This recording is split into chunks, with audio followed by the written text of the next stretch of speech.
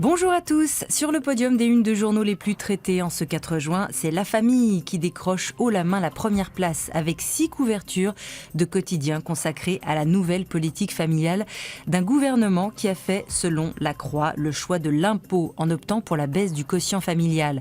Pour l'Humanité, ce choix, c'est celui des obsédés du rabot.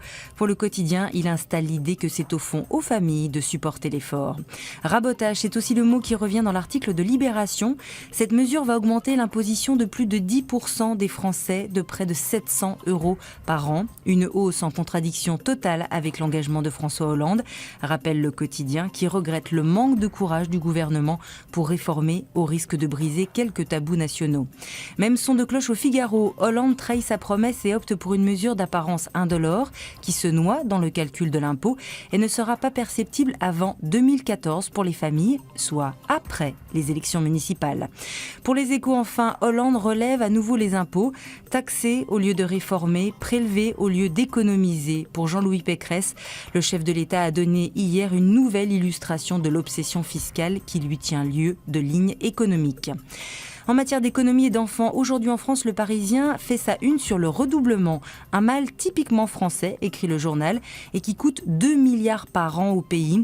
Selon un expert de l'OCDE, les pays à plus fort taux de redoublement sont aussi ceux dont le système scolaire affiche les plus mauvais résultats. Toujours concernant vos enfants, je vous conseille la lecture du Monde qui s'intéresse à la percée foudroyante de Ask.fm, un réseau social né en Lettonie voilà 3 ans. Il aurait séduit plus de 1 million de jeunes ados français.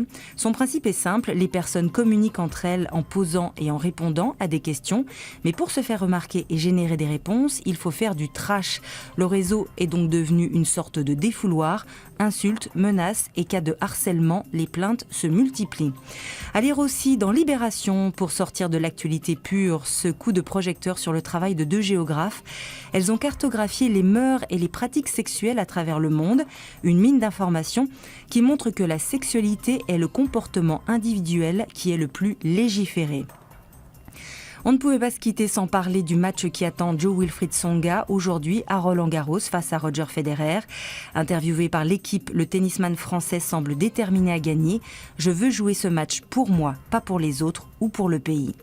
Pourvu que ses espoirs ne finissent pas à l'eau, à l'image de ce car stationné près du lac Léman et qui a roulé tranquillement, tout seul et heureusement à vide dans les eaux du même lac. Allez, gardez les pieds au sec et à demain.